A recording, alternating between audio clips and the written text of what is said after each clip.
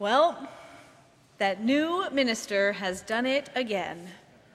Another strange reading, another weird story from the Old Testament. Animals cut in half, flaming torches, and pots of fire wandering around on their own. You think at some point we'll run out of these? I guess there is an awful lot of crazy stuff in that Bible of ours. That's right, friends, another unusual Bible story for us to consider this morning. Again, assigned by the lectionary, and again, one that we're not always sure what to do with at first glance. But you know how I love these stories, so here goes nothing. Our Bible story for this morning comes from that long saga of Abraham and Sarah, those heroes of the faith. These are familiar characters. We know something about Abram, later renamed Abraham, and his wife Sarai, later renamed Sarah. But our Bible story this morning isn't likely to be the first that comes to mind when we think of good old Abram and Sarai. We tend to think of Father Abraham and Mother Sarah, who had many sons. Many sons had Father Abraham. But before he was Abraham, before the many sons and presumably daughters, he was Abram. Abram, a person of faith a lot like you and me, with his wife Sarai, trying to find his way, trying to trust in God's promise, even when that promise seemed pretty near impossible. We remember God's promise to Abram when God sends him out to the land that God will show him. Abram is still a young man, perhaps newly wed to Sarai with a long, bright future before them. I will make of you a great nation, God tells Abram. I will bless you and make your name great, so that you will be a blessing. And simple as that, Abram goes where God has sent him, trusting God's promise, trusting God to lead him. Now, that promise is recorded in chapter 12 of Genesis, just a few short chapters before our story for this morning. But in those intervening chapters, Abram and Sarai have had a few adventures. Perhaps better to call them misadventures. Everything from pretending Sarai is Abram's sister in front of Pharaoh to parting ways with Lot. And when we read those stories, it's hard for us to tell how Abram was feeling about the promise he had received from God. It's hard to tell if Abram really trusts the promise. His relationship with God is, after all, still pretty new. Abram and God, well, they're still getting to know one another. God's relationship with Abram and with Sarai, God's promise to them, God's sending them out, marks an important moment in the biblical story. Up until this moment, God has been trying to offer blessing to all of humanity in general. And humanity, well, we all know how difficult it is to live as God's children and to trust in God's blessing. So God changes strategies and calls on Abram. God will reach out to all of creation through this one family, this one person. Abram, we read, is blessed by God so that he can be a blessing to others. God will offer universal blessing through this particular individual. Abram and his descendants are charged with sharing their blessing with all they meet. God has promised Abram a real blessing, a large family in a time and place when large families and many descendants were prized above nearly everything else. But the blessing also comes with a real job description, a real call to live as a child of God and to share that blessing with many. So we come to our reading for this morning, just a few chapters from God's promise of blessing. And as we read this story, we still don't really know if Abram has gone all in on God's promises just yet. Our story opens with God coming to Abram in a vision, a dream.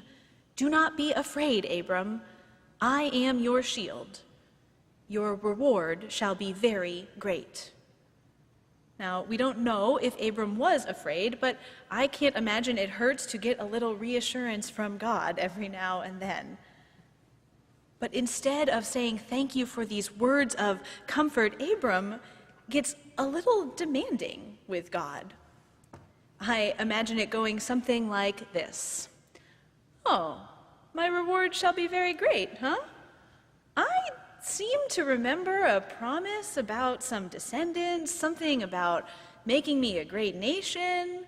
It's been a few years and I still don't see any children around here. We can't just keep putting this off indefinitely, you know, God, and all I've got for an heir right now is a slave in my household. Is that really what your promise was all about?" In spite of Abram's annoyance, God responds gently, with grace. "No, Abram, that slave will not be your heir. You will have a child of your own."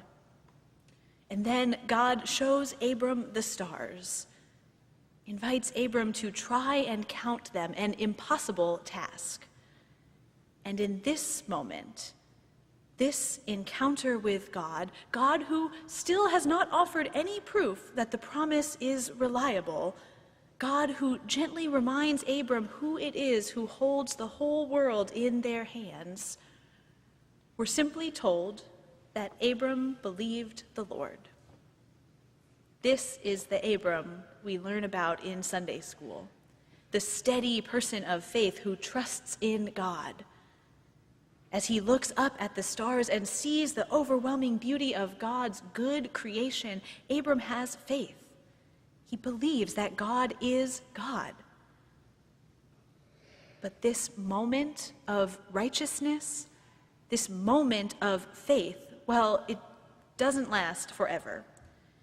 In fact, it doesn't last more than one verse, because next God promises Abram some land to possess, and Abram immediately responds, "How am I to know that I shall possess it?" In other words, prove it.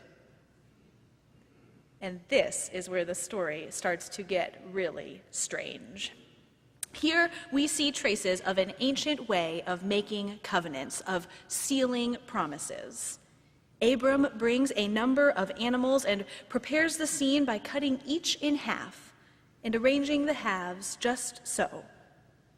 Scholars don't know exactly what this ritual is all about, but our best understanding is that it has to do with the consequences of breaking the covenant. So once all the animals are laid out, cut in half with their halves separated, then the two people making the covenant would walk together between them. The idea is that the fate of the cut-up animals will be the fate of the person who breaks the covenant. The stakes become literally life and death. We today might say, "Cross my heart and hope to die." So Abram sets up the covenant scene. He prepares the animals, he defends them from scavengers, he waits for his fellow covenant maker to arrive so they can get this show on the road. The day goes on, and as the sun sets, a deep sleep falls upon him. And as he snores away, a smoking fire pot and a flaming torch pass between the animal pieces. And we're told, on that day, the Lord made a covenant with Abram. A strange story. Let's go over it again. Abram cuts up animals, lays them out just so, and he's ready to make a covenant with God. The day wears on, the sun sets, Abram falls into a deep sleep.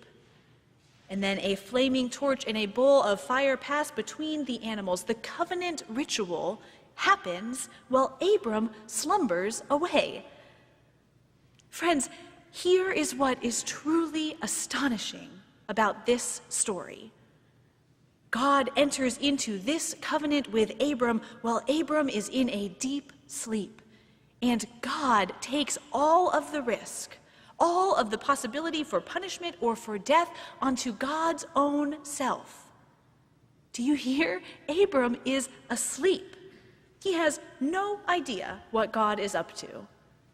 And God who created the innumerable stars in the sky, God who has promised unimaginable blessings, God who has shown Abram gentle grace, God becomes vulnerable. God risks death if the promise is broken.